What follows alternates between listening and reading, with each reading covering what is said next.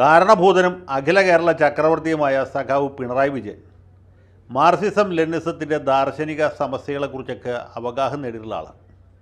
പക്ഷേ അദ്ദേഹത്തിന് ഈ ഭാരതീയ കാവ്യ നാടകാദികളിൽ വലിയ ഗ്രാഹ്യമില്ല എന്നാണ് എനിക്ക് തോന്നിയിട്ടുള്ളത്. പുള്ളിയുടെ സാഹിത്യ പ്രസംഗങ്ങളൊക്കെ തന്നെ പ്രഭാവർമ്മ എഴുതി കൊടുക്കുന്ന. വർമ്മയ്ക്ക് നല്ല വ്യുൽപ്പത്തിയുണ്ട്, ഗ്രാഹ്യമുണ്ട്, സുകുമാര കലകളെക്കുറിച്ച് നല്ല അവഗാഹമുണ്ട്.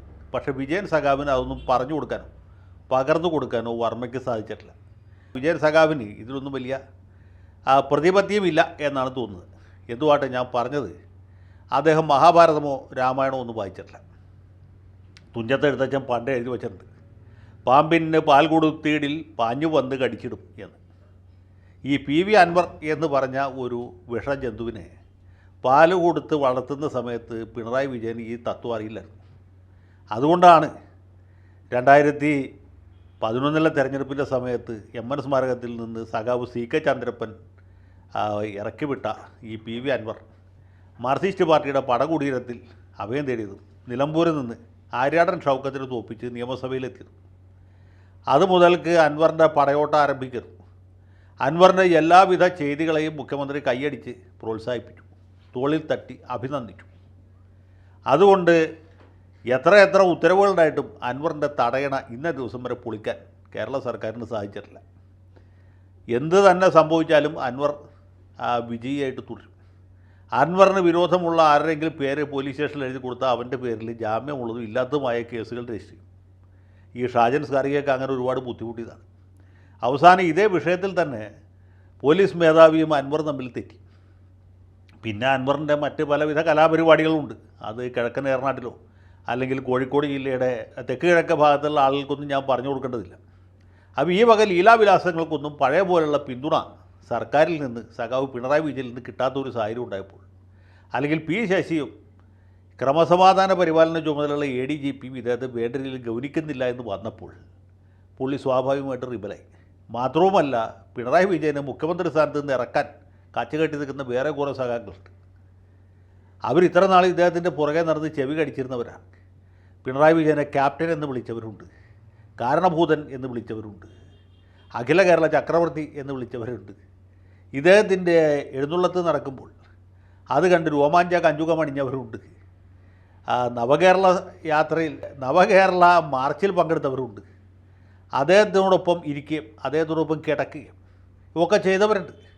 ഈ യോഗ്യന്മാരെല്ലാവരും തന്നെ ഇപ്പോൾ മുഖ്യന് ഉള്ളുകൊണ്ട് എതിരാണ്. മുഖ്യൻ വരുമാനം മാത്രം പ്രോത്സാഹിപ്പിക്കുന്നു, ഞങ്ങൾക്കാർക്കും യാതൊരു തരത്തിലുള്ള പ്രോത്സാഹനവും കിട്ടുന്നില്ല എന്നുള്ളതാണ് അവരുടെ പരാതി. അവരുടെ പരാതിക്ക് അവരുടേതായ കാരണങ്ങളുണ്ട്, അതവിടെ നിൽക്കട്ടെ. ഇവരെല്ലാവരും ഇപ്പോൾ റിബലായിട്ട് നിൽക്കുകയാണ്. അവരുടെ ഒരു കൂലി തല്ലുകാരനായിട്ടാണ് അൻവർ അവർകൾ അവതരിച്ചിട്ടുള്ളത്.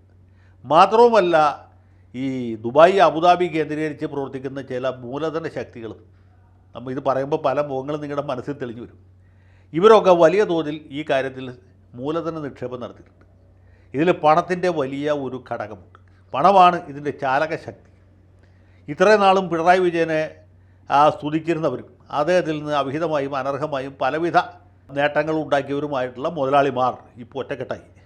അവരെല്ലാവരും ഇപ്പോൾ പിണറായിയെ തട്ടാനായിട്ട് മുന്നിട്ടിറങ്ങിയിരിക്കുകയാണ്. അവരുടെ ഒരു പിൻബലത്തിലാണ് ഈ അൻവറിനേക്കാൾ കൂടുതലായിട്ട് ധീരശൂര പരാക്രമി ആദർശശാലിയുമായ, ലോകത്തുള്ള എല്ലാ അഴിമതിക്കുമെതിരെ സമരം ചെയ്യുന്ന, അതേസമയത്ത് ലോകായുക്തയുടെ ഉത്തരവ് പ്രകാരം പുറത്തു കൊണ്ടുവന്ന ഡോക്ടർ KT ജലീൽ, പിന്നെ കാരാട്ട് റസാക്ക്, ഏറ്റവും ഒടുവിൽ നിയാസ് പുളിക്കലകത്ത്, ഇങ്ങനെയുള്ള ഒരുപാട് വീരശൂര പരാക്രമികൾ രംഗത്ത് വന്നു. ഇവർക്ക് എല്ലാവർക്കും വേണ്ടത് പിണറായി വിജയൻ്റെ ചോരയാണ്. ഇത്രയും നാൾ പിണറായി വിജയന് മതേതരവാദി, എന്താണ് മുസ്ലിം ജനതയുടെ സംരക്ഷകൻ, തലശ്ശേരിയിൽ വർഗീയലകൾ നടക്കുമ്പോൾ ഒറ്റ നോട്ടം കൊണ്ട് ഒരു വിരൽ ചൂണ്ടി ഒരു പ്രത്യേക ആക്ഷൻ കാണിച്ചപ്പോൾ RSSകാരായ കലാപകാരികളെ ഓടിച്ച ആൾ എന്നൊക്കെ പറഞ്ഞിരുന്ന ആളുകൾ ഇപ്പോൾ പിണറായി വിജയൻ സംഘപരിവാറിൻ്റെ തടവറയിലാണ്.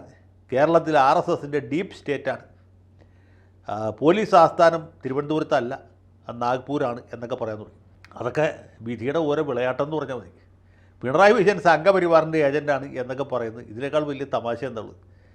വാടിക്കൽ രാമകൃഷ്ണൻ എന്ന് പറഞ്ഞ ഒരു RSSകാരനെ വെട്ടിക്കൊന്നുകൊണ്ടാണ് ഈ പിണറായി വിജയൻ രാഷ്ട്രീയത്തിൽ അദ്ദേഹത്തിൻ്റെ വരവ് അറിയിച്ചത്. തലശ്ശേരിയിൽ പിന്നീട് പതിറ്റാണ്ടുകളോളം നീണ്ടു നിന്ന RSS മാർക്സിസ്റ്റ് സംഘടനകളുടെ തുടക്കം ഈ സഖാവിൻ്റെ ഈ ധീരപ്രവൃത്തിയിലായിരുന്നു. പിന്നീട് എത്രയോ ആളുകൾ RSSകാരായിട്ടും മാർക്സിസ്റ്റുകാരായിട്ടും നിരപരാധികളായിട്ടും അവിടെ കൊല്ലപ്പെട്ടു. ഒരിക്കൽ RSSകാരനാണെന്ന് തെറ്റിദ്ധരിച്ചു ഒരു അഖിലേന്ത്യാ ലീഗുകാരനെ വെട്ടിക്കൊന്ന സംഭവം വരെ തലശ്ശേരിയിലുണ്ടായി. അതാണ് ആ സ്ഥലത്തിൻ്റെ ഒരു ചരിത്രം. അതിനൊക്കെ തുടക്കം കുറിച്ചത് നമ്മുടെ കാരണഭൂതനാണ്. അങ്ങനെ ഇതുവരെ ഇദ്ദേഹത്തെ നിതരാം സ്തുതിച്ചിരുന്ന ആളുകളെല്ലാവരും തന്നെ ഇപ്പോൾ പുള്ളിക്കെതിരെ ഈ ഇഷ്ടം പറയുന്ന ബന്ധുക്കളാരുമേ കട്ടകാലത്തെങ്കിൽ ഇല്ലെന്ന നിർണയം എന്നും എഴുത്തച്ഛൻ പറഞ്ഞിട്ടുണ്ട്. ഇന്നിപ്പോൾ എഴുത്തച്ഛൻ ഓർക്കേണ്ട ദിവസമാണ്. അധ്യാത്മരാമായണത്തിലെയും ഭാരത കിളിപ്പാട്ടിലുമുള്ള മിക്കവാറും എല്ലാ വരികളും ഇന്നിപ്പോൾ പിണറായി വിജയന് തുല്യ നിലയിൽ ബാധകമായിരിക്കുകയാണ്. കാരണം പുള്ളിക്ക് ഈ തത്വങ്ങളൊന്നും അറിയില്ല. ഞാനതാ പറഞ്ഞത്, മാർക്സിസം ലെനിനിസം മാത്രം പഠിച്ചാൽ പോരാ, ഇങ്ങനെയുള്ള കാര്യങ്ങളും പഠിക്കണം. ബൈബിളും വായിക്കണം, ഖുറാനും വായിക്കണം, രാമായണവും ഭാരതവും ഭാഗവതവും ഒക്കെ അറിഞ്ഞാലേ നമ്മുടെ നാട്ടിൽ പൊതുപ്രവർത്തനം നടത്താൻ പറ്റൂ.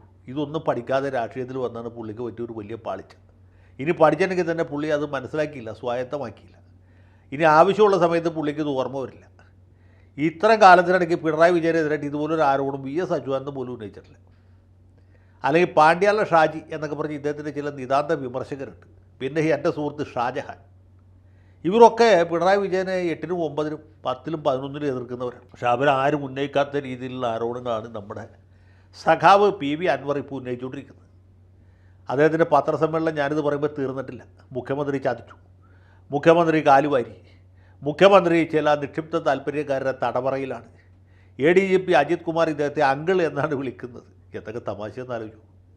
ഇവിടെ മുഹമ്മദ് റിയാസ് പോലും ഇദ്ദേഹത്തെ അങ്കിൾ എന്ന് വിളിക്കില്ല, സഖാബെന്നേ വിളിക്കൂ. അങ്ങനെയുള്ള പിണറായി വിജയനെ ഒരു ADGP, ഒരു പിറ പോലീസുകാരൻ അങ്കിൾ എന്ന് വിളിക്കും. ഇദ്ദേഹം അത് കേട്ട് കോരിത്തിരിക്കും. ഒന്ന് ആലോചിച്ച് നോക്കി, എന്തൊക്കെ തമാശകളാണ്. P ശശി കാട്ടുകള്ളനാണ്, അത് മിക്കവാറും ശരിയാണ്. അൻവറാണ് പറഞ്ഞെങ്കിൽ പോലും സത്യമല്ലാതാവില്ല. ആ തൃശ്ശൂർ പൂരം കലക്കിയത് മുഖ്യമന്ത്രിയുടെ അറിവോട്ടാണ്. ഇങ്ങനെ എന്തൊക്കെ ആരോപണങ്ങളാണ് ഉന്നയിച്ചുകൊണ്ടേയിരിക്കുന്നത്. ഈ വയസ്സുകാലത്ത് സുഖമില്ലാതിരിക്കുന്ന സമയത്ത് ഇതുപോലുള്ള ആരോപണങ്ങൾ കേൾക്കാൻ പാതിരി എന്ത് പാപമാണ് ഇദ്ദേഹം ചെയ്തതെന്ന് ചോദിച്ചാൽ പുള്ളി തീർച്ചയായിട്ടും അത് അർഹിക്കുന്നുണ്ട്, അതില്ലെന്ന് നമുക്ക് പറയാൻ പറ്റില്ല. ഇതുപോലെയുള്ള ആളുകളൊക്കെ വളർത്തി വലുതാക്കുമ്പോൾ ഓർമ്മിക്കണം, ഇത് നാളെ ഇവൻ നമുക്കെതിരെ തിരിയും. ഈ ഭസ്മാസുരന് വരം കൊടുത്ത പരമശിവൻ്റെ അവസ്ഥയിലാണ് ഇന്നിപ്പോൾ സഖാവ് പിണറായി വിജയൻ. രാഹുൽ ഗാന്ധിയുടെ DNA പരിശോധിക്കണമെന്ന് പറഞ്ഞപ്പോൾ അതിനെയും അഭിനന്ദിച്ച ആളാണ് നമ്മുടെ ബഹുമാനപ്പെട്ട മുഖ്യമന്ത്രി. അപ്പോൾ ഇനിയിപ്പോൾ മുഖ്യമന്ത്രിയുടെ DNA ആണോ വേറെ എന്തെങ്കിലും ആണോ പരിശോധിക്കുക, നമുക്കറിയില്ല. ഏതായാലും സംഗതി വളരെ ജോറായിട്ടുണ്ട് എന്ന് പറയാതിരിക്കാൻ നിവൃത്തിയില്ല. ഇത്രയും കാര്യങ്ങളൊക്കെ വെട്ടി തുറന്ന് പത്രക്കാരുടെ മുമ്പിൽ അടിച്ച് മിന്നിച്ച അൻവറിനെ അഭിനന്ദിക്കാതിരിക്കാനും നിവൃത്തിയില്ല. അൻവറിൻ്റെ പുറകിൽ ആരൊക്കെയോ ഉണ്ട് എന്ന് ഇപ്പോൾ നമ്മുടെ മീഡിയ വൺ ചാനലിലെ ദാവൂദിന് പോലും മനസ്സിലായി. ഞാൻ എത്രയോ മുമ്പ് പറഞ്ഞാണ്. അൻവർ ADGPക്ക് നേരെ വിരൽ ചൂണ്ടിയപ്പോൾ ഞാൻ പറഞ്ഞു, ഇത് അൻവർ ഒറ്റക്കല്ല, അദ്ദേഹത്തിൻ്റെ പുറകിലും മുമ്പിലും വേറെ ആളുകളുണ്ട്, സാമ്പത്തിക പിന്തുണ വേറെ ഉണ്ട് എന്ന് പറഞ്ഞാണ്. അന്ന് ആർക്കും അത് ബോധ്യമായില്ല. ബോധ്യമായവർക്ക് തന്നെ പുറത്തു പറയാൻ ധൈര്യം ഉണ്ടായിരുന്നില്ല. ഇതിൻ്റെ പുറകിൽ വലിയ ആസൂത്രണമുണ്ട്, വലിയ ഗൂഢാലോചനയുണ്ട്, വലിയ കരുതലുണ്ട്, പണത്തിൻ്റെ വലിയ ഇടപെടലുണ്ട്. പാർട്ടിക്കകത്തുള്ള ഒരുപാട് യൂദാസുകൾ, അല്ലെങ്കിൽ ഒരുപാട് എന്താണ് പറയുന്നത്, നമ്മുടെ ജൂലിയസ് സീസർ നാടകത്തിൻ്റെ പറയുന്ന പോലെ കാഷ്യസും സിന്നയും ഒടുവിൽ ബ്രൂട്ടസും ഒക്കെ പുറകിൽ കഠാരിയുമായി നിൽക്കുകയാണ് ഈ ജൂലിയസ് സീസറിൻ്റെ വേഷത്തിൽ നിൽക്കുന്ന പിണറായി വിജയനെ കുത്തി വീഴ്ത്താനായിട്ട്. അത് നടന്നുകൊണ്ടിരിക്കുകയാണ്. ഇത്ര വലിയ വിവാദം ഉണ്ടായിട്ട് എത്ര പാർട്ടിക്കാർ ഇദ്ദേഹത്തെ പിന്തുണച്ചു. സൈബർ സഖാക്കളുടെ പിന്തുണ ആർക്കാണ്? അൻവറിനുള്ളതിൻ്റെ പകുതിയുടെ പകുതി പിന്തുണ നമ്മുടെ കാരണബോധന് സോഷ്യൽ മീഡിയയിൽ കിട്ടുന്നുണ്ടോ? ഇല്ല, സത്യമായിട്ടുമില്ല. പിന്നെ ഏറ്റവും ഒടുവിൽ അൻവർ ഇതുവരെ എടുക്കാതിരുന്ന ന്യൂനപക്ഷ കാർഡ് കൂടി എടുത്തിട്ടുണ്ട്. ഇതിന് CPMനകത്ത് മാപ്പിള ലഹളയാണെന്നൊക്കെ ചില ആളുകൾ ആദ്യം മുതലേ ആരോപിച്ചു. RSSകാരും അവരോട് അനുഭാവമുള്ളവരും അല്ലെങ്കിൽ ആ രീതിയിൽ ചിന്തിക്കുന്ന ചില ക്രൈസ്തവരുമൊക്കെയാണ് അത് പറഞ്ഞത്. ആ രീതിയിലല്ല. കാരണം ഈ വിഭാഗത്തിൽപ്പെട്ട ആളുകൾ മുന്നിട്ട് നിൽക്കുന്നു എന്ന് മാത്രമേ ഉള്ളൂ. അവരുടെ പിന്നിൽ നിൽക്കുന്നവരൊക്കെ തന്നെ ഭൂരിപക്ഷ സമുദായക്കാരാണ്. എനിക്ക് നല്ല വ്യക്തതയുണ്ട്. ഒരു കാരണവശാലും ഇത് മതത്തിൻ്റെയോ സമുദായത്തിൻ്റെയോ അടിസ്ഥാനത്തിലല്ല. പക്ഷേ ഇവരെ മുൻനിർത്തിക്കൊണ്ട് പിണറായി വിജയൻ്റെ മതേതര പ്രതിച്ഛായ തകർക്കാനുള്ള ശ്രമമാണ് നടക്കുന്നത്. കരുണാകരൻ രമൺ ശ്രീവാസ്തവയെ പിന്തുണച്ച് കുഴപ്പത്തിലായ പോലെ ADGP അജിത് കുമാറിനെ പിന്തുണച്ചുകൊണ്ട് പിണറായി വിജയൻ കുഴപ്പത്തിലായി എന്ന് വേണമെങ്കിൽ പറയാം. അങ്ങനെയല്ല. കരുണാകരനെ വീഴ്ത്താനായിട്ട് ശ്രീവാസ്തവ ഒരു ഉപകരണമായി, പിണറായി വിജയനെ വീഴ്ത്താനായിട്ട് അജിത് കുമാറിനെയും ഇവർ കാരണമാക്കി എന്ന് മാത്രമേ ഉള്ളൂ. അതില്ലായിരുന്നെങ്കിൽ വേറൊരു കാരണം കണ്ടുപിടിച്ച് എതിർക്കുമായിരുന്നു. P ശശി ആരാണെന്ന് ആർക്കും അറിയാൻ പാടില്ലാത്തല്ല. അദ്ദേഹത്തെ നിയമിച്ചപ്പോൾ മുതൽ ഞാനടക്കമുള്ള ആളുകൾ പറയുന്നതാണ്, ഇയാൾ ഒരു കാരണവശാലും അവിടെ ഇരുത്താൻ കൊള്ളുകയില്ല, കൊള്ളരുതാത്തവനാണ്, കുടുംബത്തിൽ കയറ്റാൻ പറ്റാത്തവരാണ്. എത്രയോ ആളുകൾ പറഞ്ഞു. പിണറായി വിജയൻ അറിയാത്തൊന്നുമല്ലോ. ഇപ്പോഴും അദ്ദേഹത്തിന് വലിയ വിശ്വാസമാണ് ശശിയെ. അപ്പോൾ ഏതായാലും സംഗതി വളരെ ജോറായിട്ടുണ്ട് എന്ന് പറയാതിരിക്കാൻ നിവൃത്തിയില്ല. ഇത്തരം കാര്യങ്ങൾ പത്രക്കാരെ വിളിച്ച് തുറന്നടിച്ച് മുഖത്തടിച്ച് പറഞ്ഞ അൻവർ സഖാവിനെ, സഖാവെന്ന് വിളിക്കുന്നതിലൊരു ചെറിയ ബുദ്ധിമുട്ടുണ്ടെങ്കിലും അദ്ദേഹം സഖാക്കൾക്ക് വേണ്ടി ശബ്ദമുയർത്തുന്നൊരു പോരാളിയാണ്. അദ്ദേഹത്തെയും അഭിനന്ദിക്കുന്നു. പിണറായി വിജയൻ്റെ ഈ കഷ്ടാവസ്ഥയിൽ ആത്മാർത്ഥമായിട്ട് സഹതപിക്കുകയും ചെയ്യുന്നു. ബാക്കി കാര്യങ്ങൾ പിന്നീട് പറയാം. ലാൽ സലാം.